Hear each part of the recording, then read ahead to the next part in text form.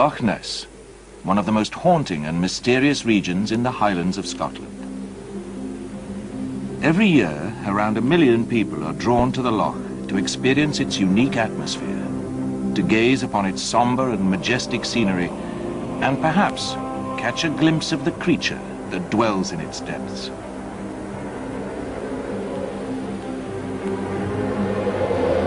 But few of them know that on the southern shores of the loch, there lies a house that has witnessed events that are even more strange and even more bizarre. A house in which the notorious Aleister Crowley invoked demonic forces over a century ago. A house in which those forces still remain to this very day.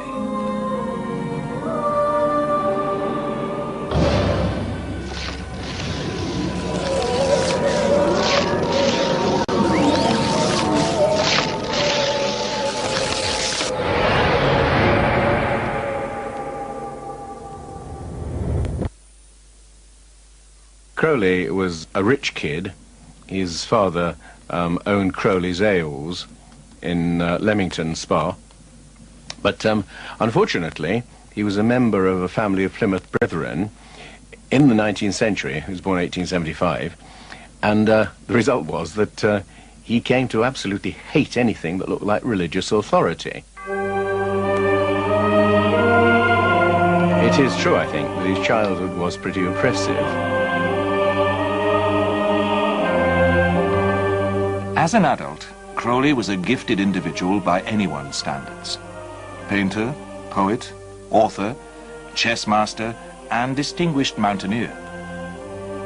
But his consuming passion was to discover a new philosophy, one that would supersede the outdated rules and restraints of the Christian church.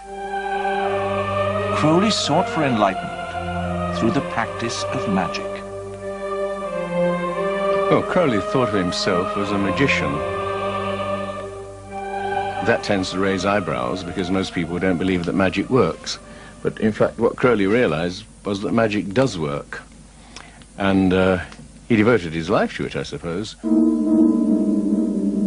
As a young man, Crowley became a member of the Order of the Golden Dawn, a ritual magic society that included men such as MacGregor Mathers, the supernatural writer Arthur Machen, and the poet W.B. Yeats. Crowley's concept of magic, spelt with a K, had little in common with black magic or Satanism. Crowley saw it as a doctrine or technique for making contact with spiritual entities for the purpose of expanding human consciousness onto a cosmic plane.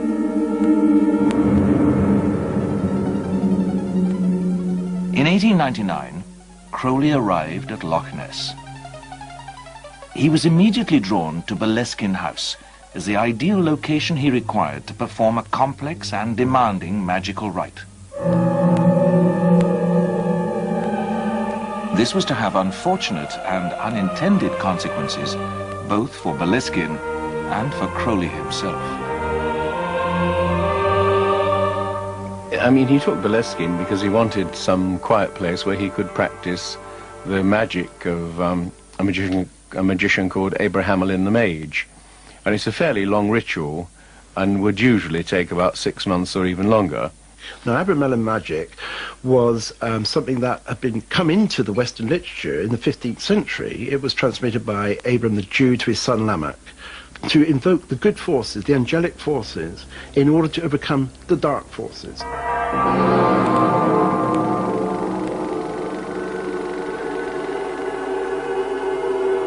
He had to have an isolated house that was indicated. And it had to have a terrace, kind of a flat area outside, and it had to be without nosy neighbors. I don't know how he heard about Boleskine, but he must have been attracted to the name because it's actually derived from Baal, the bloody god of the Babylonians. He spent almost a year looking for this type of house. It had to be a house which opened onto the north, doors opening onto the north, with a terrace which he could cover with fine river sand, and with a part of the house where the spirits, which he called up, would congregate. The reason for this fine sand is that, just so that for your own affirmation that this process is not just pure imagination, as it were, fantasy, that you can see the feet marks of the beings you're invoking. So afterwards.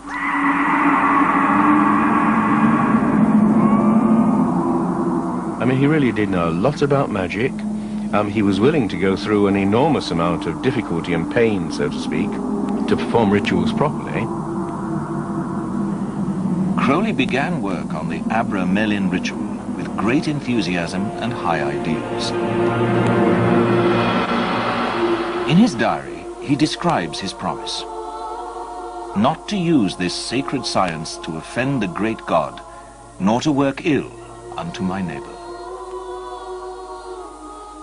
The ultimate purpose of that particular operation is to achieve knowledge and conversation of the Holy Guardian Angel, which some people would describe as the higher self, the inner genius. The Holy Guardian Angel is one of the great aids on the way to this enlightenment, I suppose, would be as good a word as any other. A guardian angel is a name of convenience for this guide, who will see you through, and who's on your side. It's your own personal guide.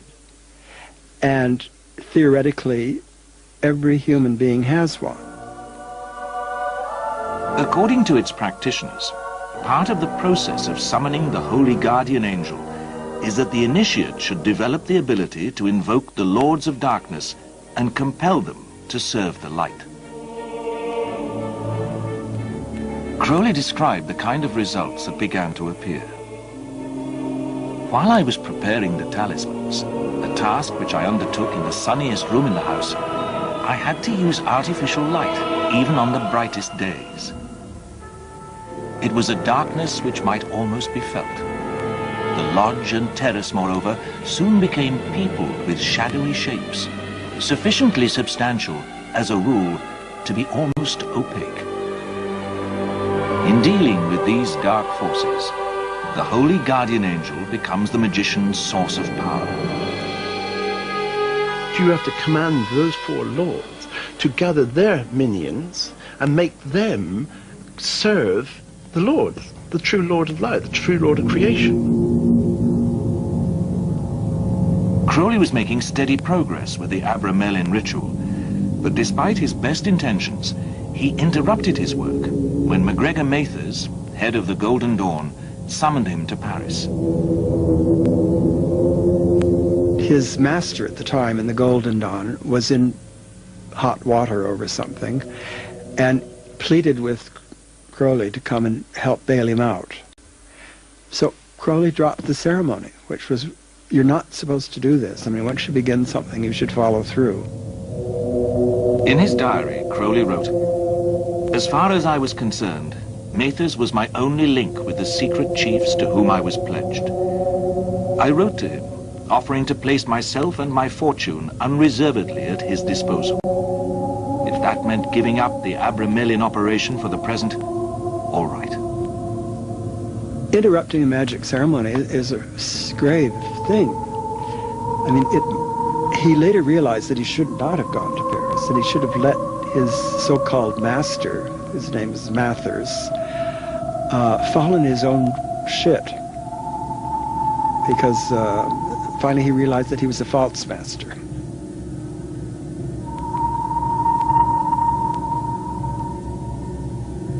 If you invoke the spirits to come and help you out or to teach you or whatever, there's something important that has to be done afterwards. You banish them, you clear the air. He never did that.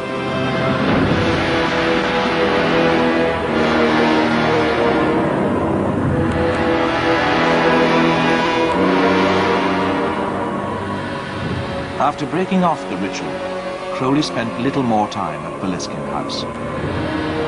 But whilst he may have left Boleskine, the forces he had unleashed did not. Well, I mean, apparently a very, very dark cloud hovered over Boleskine House.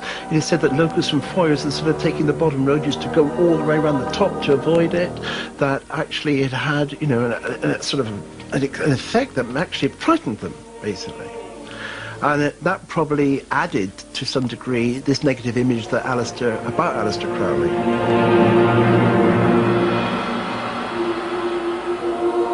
I think anybody who tries to control the spiritual world is going to make a mess of it, because these spiritual forces and entities don't want to be controlled, and they will come in, pretend to be helpful, and then take over themselves. Now, when he failed in that Abramelin magic, I think obviously there would be bad effects, and they could have easily used that place now as an intersection point. It may be something that they have got some type of connection to now. In other words, that, like say in some type of battle where you now seize that area of territory, they might consider that's their territory now. In the years that followed Crowley, Boleskine House frequently changed hands. Many of its owners suffered either professional or personal misfortune. The British film star George Sanders was one of the investors in a piggery venture at the house. The business collapsed, one of the partners was later jailed, and many of the abandoned animals starved and died.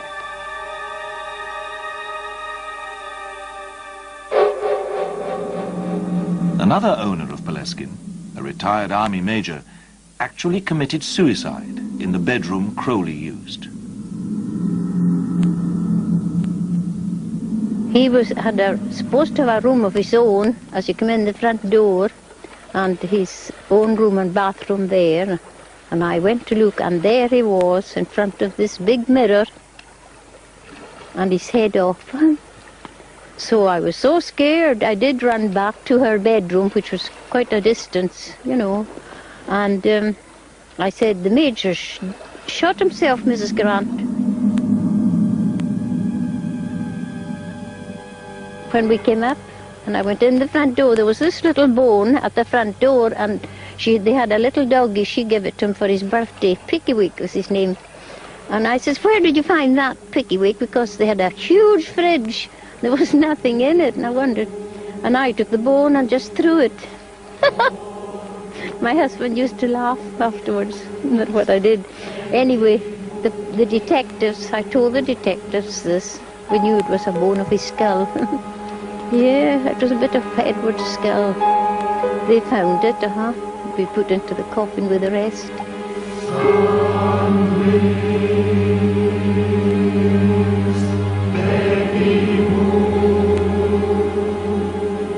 The lingering influences from Crowley's time were believed to have spread beyond Boleskine into the surrounding area itself.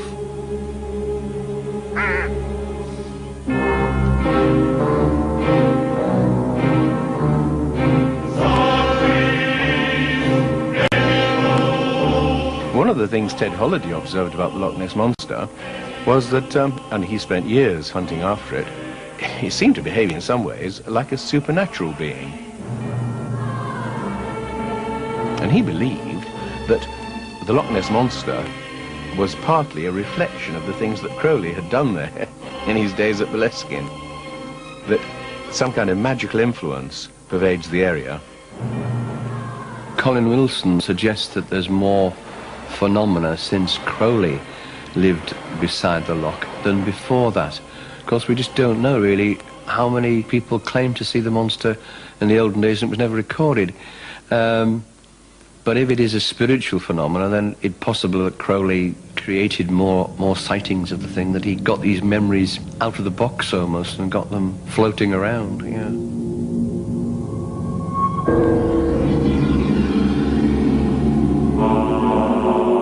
Crowley's ambitious attempt to summon demons and turn them towards good was always liable to be misunderstood. People who looked for, as it were, the negative would have assumed that in some degree that he was doing something, that was actually bad, whereas in fact what he was trying to do was something extremely good, and he doesn't succeed. Dennis Wheatley used to say at the beginning of his books on witchcraft and magic that he really strongly advised people not to try this, and I used to think, ha, what a joke, how silly. But in point of fact, Wheatley's perfectly right. If you mess around with this kind of thing, you get tainted by it, and unpleasant things tend to happen. And I think that this is, in fact, what happened to Crowley. And many people think that it's the fact that he left the ritual unfinished that led to the misfortunes of his later life. I wouldn't be in the least bit surprised. Crowley's subsequent career was indeed dogged by scandal and controversy, and a rather unsavory reputation grew up around him in the popular press. He is said to have finally completed the Abramelin ritual and to have contacted his holy guardian angel several years later, whilst traveling in Egypt. Crowley did find his guardian angel, and he named him, the name that came to him, he didn't, his intellect didn't name it, the name came, like you have something that appears in a vision or a dream. And it was I was. The technical name for I was is Lucifer, and what does Lucifer has nothing to do with the devil. Lucifer means, in Gnostic terms, before Christianity, lucis fero. It means, I bring the light. It's the spirit that brings the light into the world. For the remainder of his life, Crowley continued his own attempts to spread the light through his magical work. Under dictation from Aiwas, or Lucifer, Crowley completed the Book of the Law, his Bible for a new religion for the post-Christian age. It would be called Thelema, or sometimes Crowleyanity. He even devised a new religious ceremony, a Gnostic Mass. Thou that art one, our Lord in the universe, the Son, our Lord in ourselves, whose name is mystery of mystery. But does Crowleyanity have any valuable insight to offer? Crowley understood quite early in his life that religions have a shelf life. They have a life expectancy, and what is appropriate in one aeon is inappropriate in another. We started off with the tablets of the law, which were broken. In their place was put the Decalogue, the 10 Commandments, the harsh commandments, thou shalt not, suitable for children. Don't stick your fingers in the electric sockets, don't play with the fire. They're children's rules. We've now moved beyond that. The Book of the Law is a charter of universal freedom. It gives every individual, every man and every woman on this planet rights. And we're now grown up enough, I believe, to actually exercise those rights and to take responsibility for our own actions. O lion and O serpent that destroy the destroyer, be mighty among us.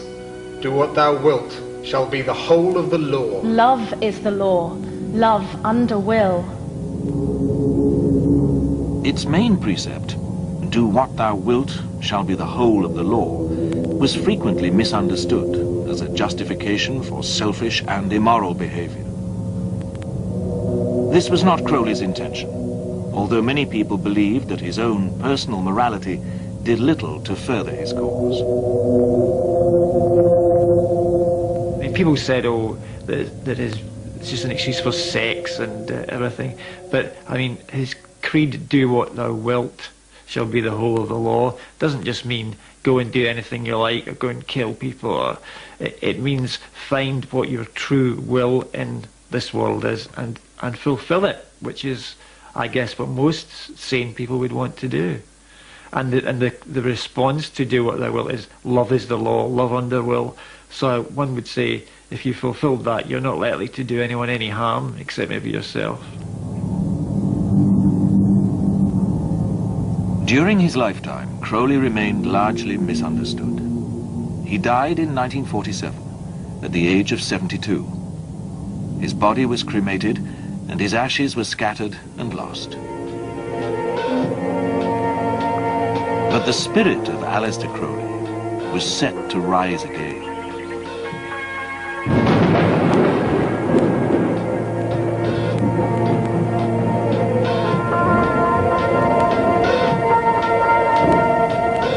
the 1950s, American filmmaker Kenneth Anger began a series of films directly inspired by Crowley's work. Crowley's rebirth as a cultural icon for a restless and rebellious generation was underway.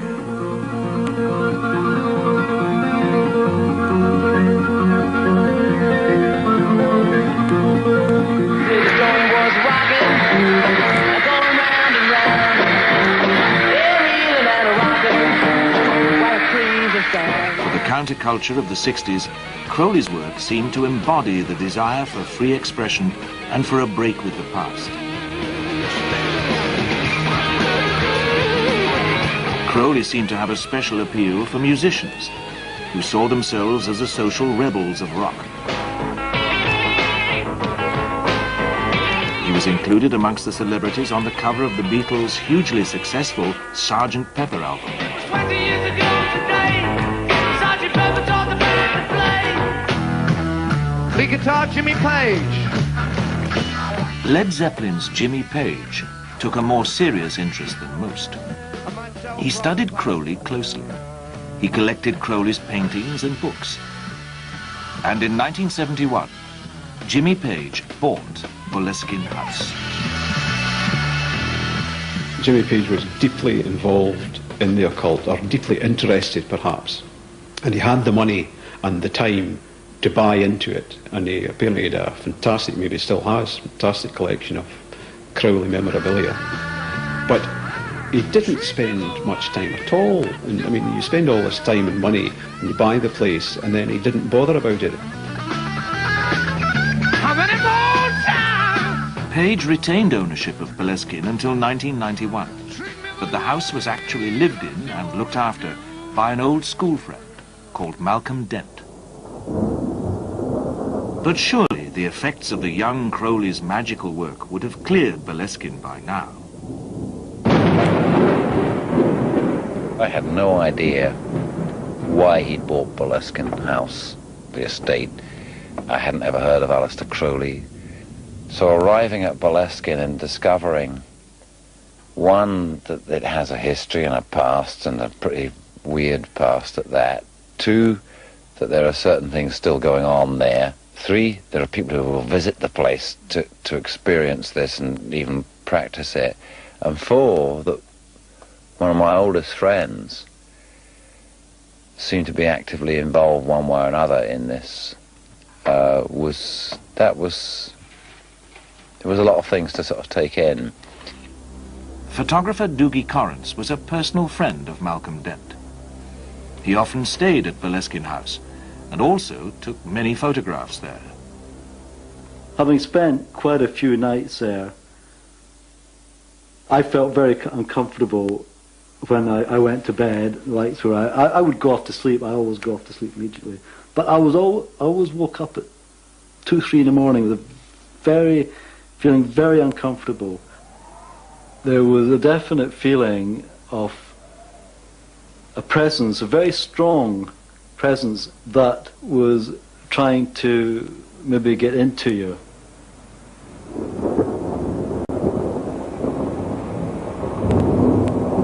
Probably one of the first episode that made the biggest impression on me was sitting in bed or half lying in bed, and something outside the door of my bedroom was snuffling under the door, which it started off as if it was a dog and then became very much more powerful as a sound and as a noise and as an impression, to the extent that I snapped on a light beside the bed and was, well, I have to confess, very, very frightened, because it became extremely noisy and as if the door was going to come through.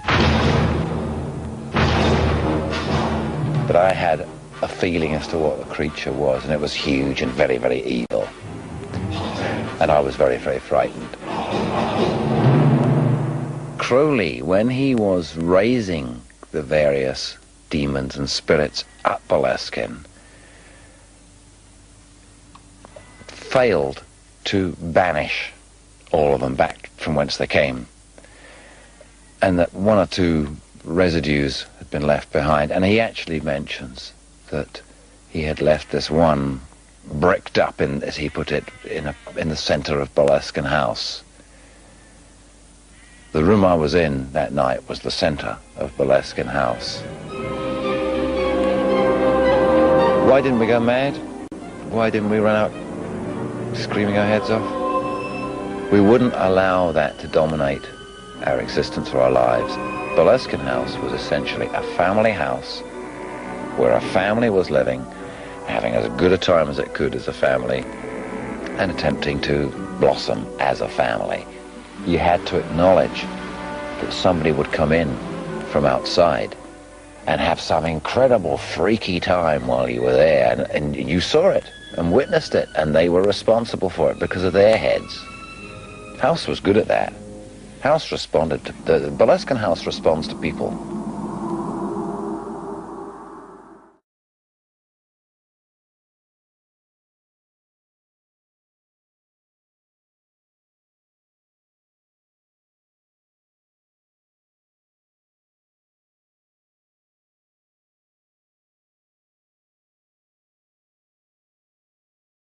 Boleskine House did acquire new owners, but they have so far refused to be interviewed by television or the press.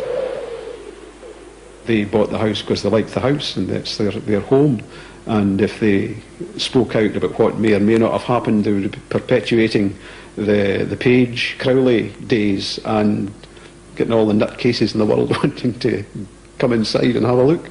So by keeping quiet and not saying anything, perhaps they hope that these strange people will go away. But can the lingering effects of the past ever be erased from Boleskine House? I think it ought to be blessed. And if I had any friends who bought it, I would say, have the building blessed and exorcised, and have a celebration of communion in the house, and dedicate it to God, and let the peace of God come into the house and bring goodness and peace into it. Bring it back to its natural state. The world in blood, though death devour, though time decay, let but our hearts hold brotherhood, and this they shall not take away. Ashes to ashes, dust to dust, so let it be. In God we trust.